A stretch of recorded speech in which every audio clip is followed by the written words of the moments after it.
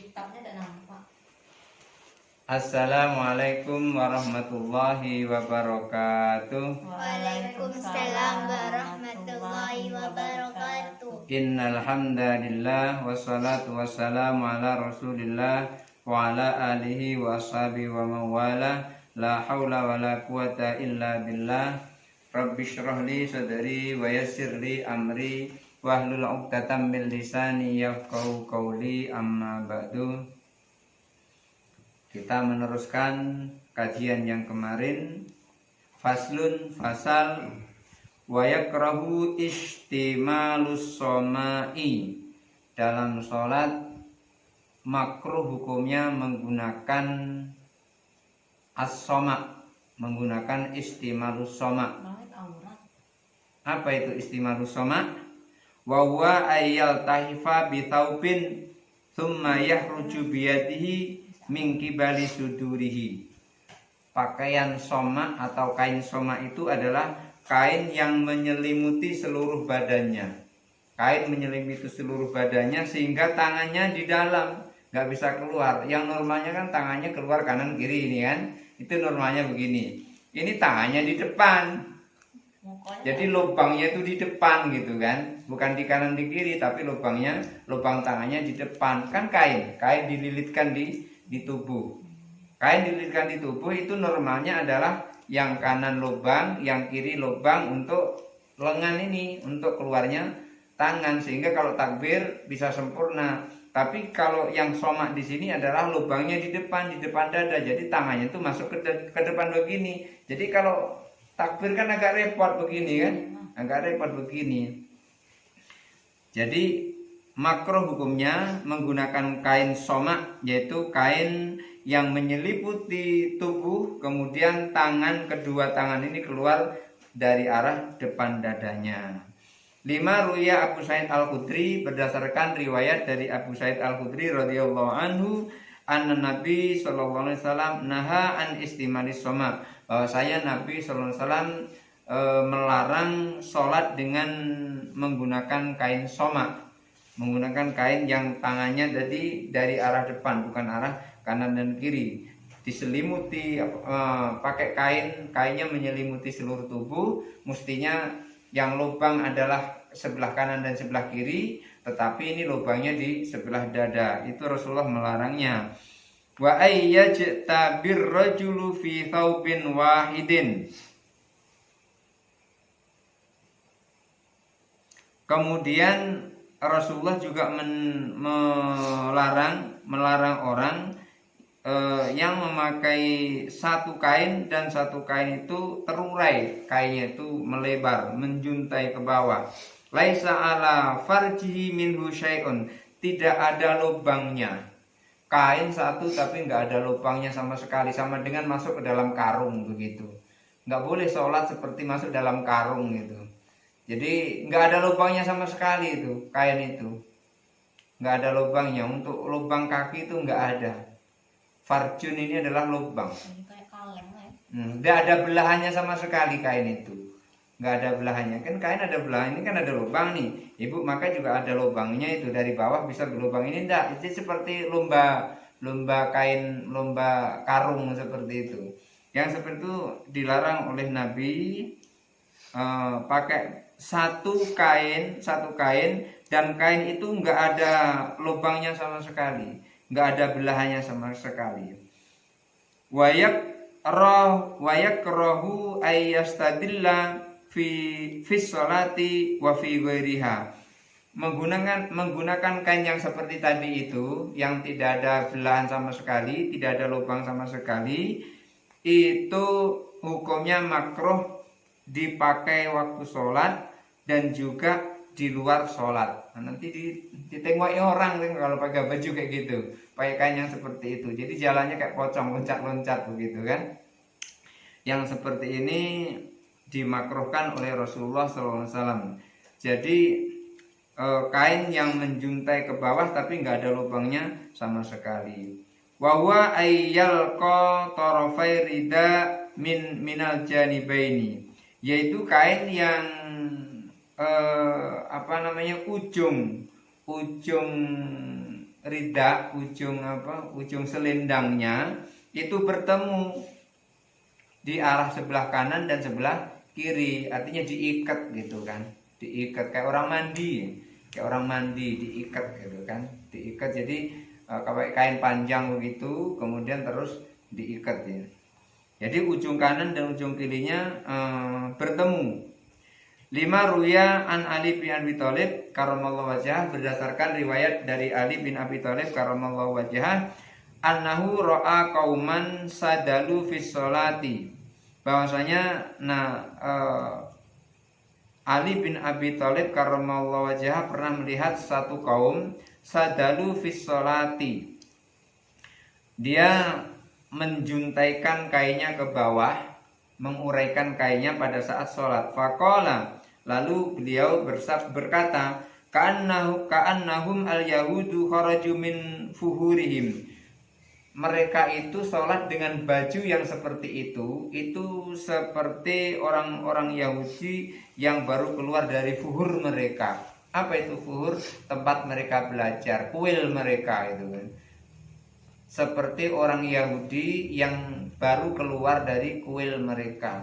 Gimana orang Yahudi yang baru keluar dari kuil mereka? Begitulah bajunya seperti itu. Bajunya itu menjuntai ke bawahnya, nyengser ke tanah.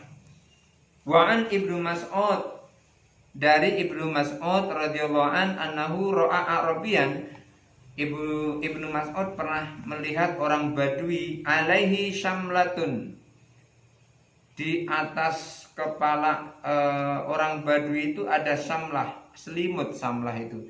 Jadi keruduan sarung itu. Nah, jadi berselimut tuh dari kepala sampai bawah, jadi nggak nampak apa-apa, jadi tutup semua seluruh tubuhnya itu. Qad zailuha wa huwa yusalli. Kemudian kain tadi itu yang dikerudukkan dari atas kepala itu sampai menjuntai ke bawah, kemudian dia sholat. Jadi seluruh tubuhnya tertutup, sama dengan karung dimasukkan itu, karung lubangnya di bawah dimasukkan gitu, sampai nutup ke kakinya.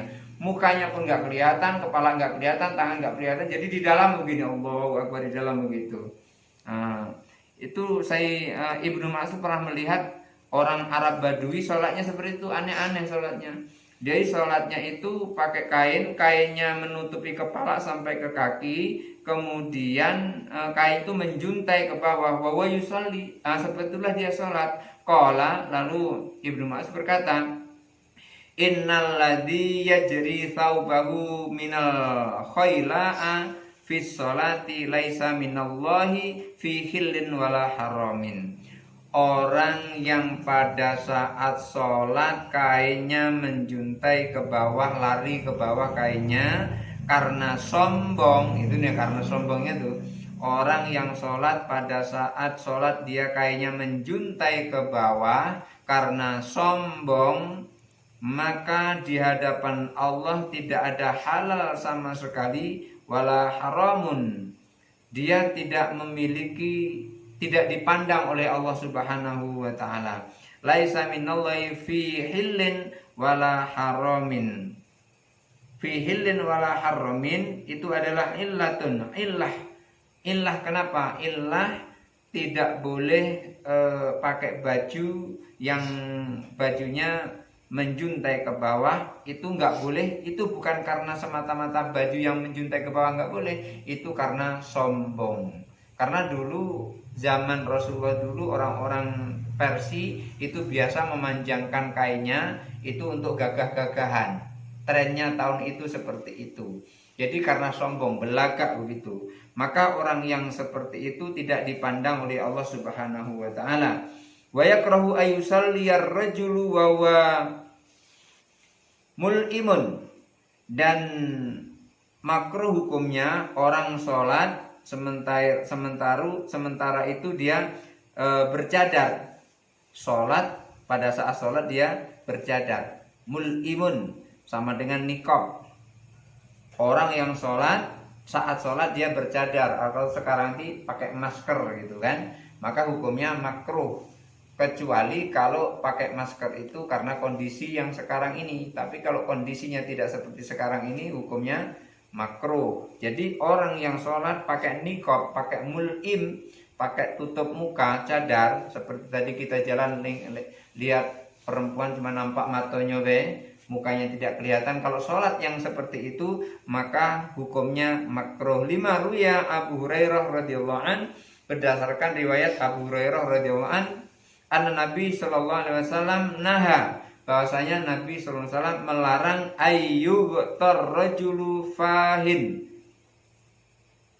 Nabi melarang orang laki-laki sholat menutup mulutnya, dilarang. Fis sholati, saat sholat. Nabi melarang orang laki-laki menutup mulutnya pada saat sholat. Sekarang ini adalah pakai masker. Itu dilarang oleh Nabi. Dilarangnya ini bukan haram tetapi makruh. Wa yakrahul lil mar'ati antan qoba fis sholati. Demikian juga perempuan itu dilarang oleh Nabi memakai niqab, memakai cadar pada saat sholat. Li'annal wajha minal mar'ati laisa bi'auratin. Karena wajah itu untuk perempuan bukan aurat, jadi nggak boleh ditutup. Yang ditutup itu harus aurat. Pada saat sholat yang ditutup harus aurat. Kalau bukan aurat nggak boleh ditutup kalau sholat. Bukan mentang-mentang ini bukan aurat kemudian terus nambahi pahala, bukan, malah salah seperti itu.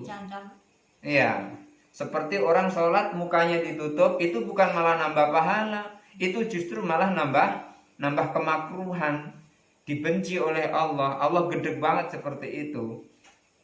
Kecuali kalau memang ada alasan tertentu, misalnya alasan kesehatan, itu nggak jadi masalah. Tapi kalau bukan alasan kesehatan, bukan terpaksa, itu hukumnya makruh. Karena apa? Karena muka itu bukan termasuk aurat. Yang wajib ditutup itu aurat. Kalau bukan aurat tidak wajib ditutup. Kalau terpaksa memaksa ditutup bukan sunnah dia dapat, justru malah makruh. Faya karrajuli, dan itu juga sama dengan laki-laki. Laki-laki itu ketika sholat nutup mulutnya, kalau sekarang pakai masker, itu hukumnya makruh. Fasal.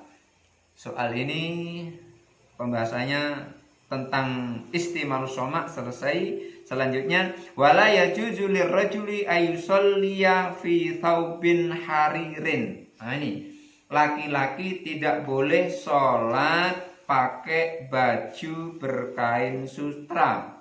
Pakai baju sutra tidak boleh. Laki-laki sholat tidak boleh menggunakan kainnya itu kain sutra. Kita kan kalau sholat untuk nutupi aurat pakai kain. Kainnya itu kain sutra, tidak boleh dipakai untuk laki-laki. Wala ala thawbi haririn li'annahu yahrumu alaihi istimalu fi ghairi sholat. Jadi tidak boleh menggunakan kain sutra itu tidak hanya pada sholat saja. Di luar sholat juga tidak boleh menggunakan kain sutra. Karena di luar sholat kita nggak boleh pakai kain sutra. Misalnya nih, kita beli kain sutra karena bagus kain sutra itu.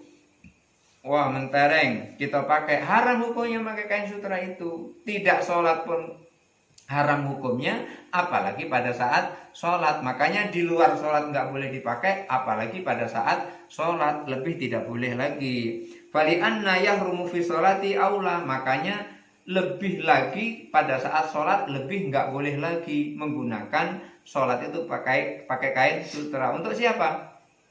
Untuk laki-laki. Untuk laki-laki nggak boleh menggunakan kain sutra. Tidak sholat saja nggak boleh, maka lebih utama lagi pada saat sholat itu lebih diutamakan lagi, tidak boleh. Fa inna sholafihi, kalau seandainya sholat menggunakan kain sutra itu, au shalla alaihi, atau pada saat tidak sholat menggunakan kain au shalla alaihi, atau sholat di atas kain sutra itu, shohat sholatu, sholatnya sah. Nah ini kan, menggunakan kain sutra tidak boleh, tapi sholatnya sah. Loh kok begitu? Kok begitu? Li'anna tahrima la yahtasu bisolah, karena haramnya menggunakan kain sutra itu tidak ditujukan pada sholat, tapi ditujukan pada orang yang memakainya itu, bukan pada sholatnya. Makanya pada saat di luar sholat kita pakai kain sutra tidak boleh, itu yang dimaksud. Bukan ditujukan pada sholatnya, tapi ditujukan pada si pemakainya. Maka orang yang menggunakan kain sutra pada saat dia sholat lebih tidak boleh lagi. Kenapa? Tidak sholat pun tidak boleh pakai kain sutra, terlebih lagi pada saat sholat tidak boleh. Tetapi sholatnya tetap sah. Kenapa? Karena keharamannya itu bukan pada sholat, tapi keharamannya itu pada pemakaian kain sutra. Wala nahyu ya'udu ilaiha, makanya larangan pakai kain sutra itu tidak kembali kepada sholatnya. Falam yamna'u sihatuha, untuk itu tidak mengganggu sahnya sholat. Tetap sholatnya sah, hanya saja pakai kain sutranya hukumnya haram. Coba bayangkan, sholatnya sah tapi mengandung haram, itu sholatnya berarti tidak afdol. Wa tajuzu lil mar'ati an tusalliya fihi wa alaihi.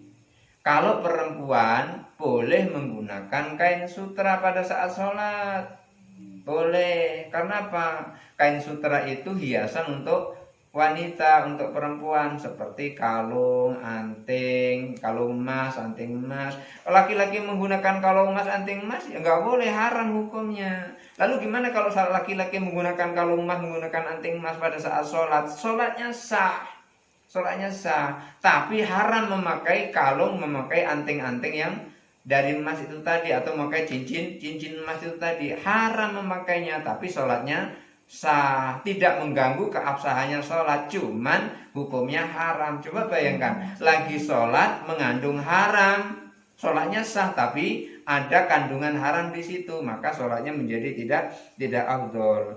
Li'annahu la yahrumu alaihi istimaluhu. Karena apa? Karena perempuan menggunakan kain sutra itu tidak haram. Di luar sholat tidak haram, pada saat sholat tidak haram. Berbeda dengan laki-laki. Kalau laki-laki menggunakan kain sutra haram di luar sholat, apalagi di dalam sholat. Kalau perempuan tidak sholat menggunakan kain sutra boleh, apalagi pada saat sholat, tidak jadi mengganggu keabsahannya sholat. Jadi nggak ada haram di situ. Kalau laki-laki haram. Wa takrahu sholatu fi thawbin, wa takrahu sholatu fi thawbi alladhi alaihi fiswar.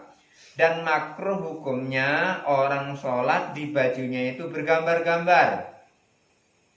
Ada gambar seperti gambar monyet gitu kan. Pas lagi sholat pakai baju kaos, di belakangnya ini ada tulisan panitia hari kiamat. Itu ganggu orang yang sholat di belakangnya itu. Pas lagi takbir Allahu Akbar kelihatan panitia hari kiamat. Yang seperti itu, orang yang pakai baju yang seperti itu makruh hukumnya. Karena apa? Mengganggu orang lain. Jadi kalau kita mau sholat jangan pakai baju yang aneh-aneh, yang biasa saja, baju yang tidak bergambar. 5. Ruwat Aisyah radhiyallahu anha, berdasarkan riwayat dari hadis Aisyah radhiyallahu anha, qalat, Aisyah berkata, kana li thawbun fi suratin wa kuntu absatuhu fakana Rasulullah sallallahu alaihi wasallam yusalli fihi faqala li. Kata Aisyah, aku punya baju, aku punya kain, kata Aisyah, aku punya kain, di dalam kain itu ada gambar-gambarnya. Kemudian aku bentangkan kain itu, kata Aisyah begitu. Aku memiliki kain itu bergambar-gambar, lalu aku bentangkan kain itu. Maksudnya biar Rasulullah senang, namanya istri mau nyenengin suami gitu kan, digambar yang aneh-aneh gitu kan. Aisyah kan istri Nabi yang paling muda itu, istri Nabi yang paling masih imut-imut dibanding yang lain. Istri Nabi yang lain kan sudah nenek-nenek semuanya itu, nggak ada yang muda. Yang muda cuman Aisyah. Jadi pengen menyenangkan suami, lagi sholat dibentangkan kain suaminya, cuman kainnya bergambar-gambar, ada gambar gunung, ada gambar monyet gitu, kira-kira begitu kan. Pokoknya bergambar-gambar begitu. Fakana Rasulullah SAW yusalli ilaihi. Lalu Rasulullah sholat di kain yang dibentangkan oleh Aisyah tersebut. Faqalali. Lalu Rasulullah bersabda kepadaku, katanya, kepada Aisyah. Rasulullah bersabda kepada Aisyah, ahrihi anni. Kata Rasulullah, ahrihi anni. Jauhkan kain yang bergambar-gambar itu dariku, kata Rasul. Faja'altu minhu wisadati. Lalu aku jadikan kain yang bergambar-gambar itu menjadi wisadatain, menjadi 2 bantal. Jadi dijadikan kain sarung bantal oleh Aisyah. Aisyah saking senengnya kepada suami, itu biar suaminya seneng dibentangkan kain. Kainnya bergambar, kan enak kalau kain bergambar, seneng begitu kan. Rupanya malah Nabi tidak mau, malah nggak seneng. Langsung singkirkan kain ini dariku. Terus diambil oleh Aisyah. Begitu diambil oleh Aisyah, dipotong menjadi 2, terus dijahit oleh Aisyah menjadi dua bantal. Jadi kan kain bantal, nggak apa-apa kalau kain bantal gambar-gambar gitu. Barangkali itu saja dulu kajian kita hari ini. Insya Allah kita teruskan besok. Nah, tatim bilhamdalah. Alhamdulillahirabbil alamin. Wassalamualaikum warahmatullahi wabarakatuh. Waalaikumsalam warahmatullahi wabarakatuh.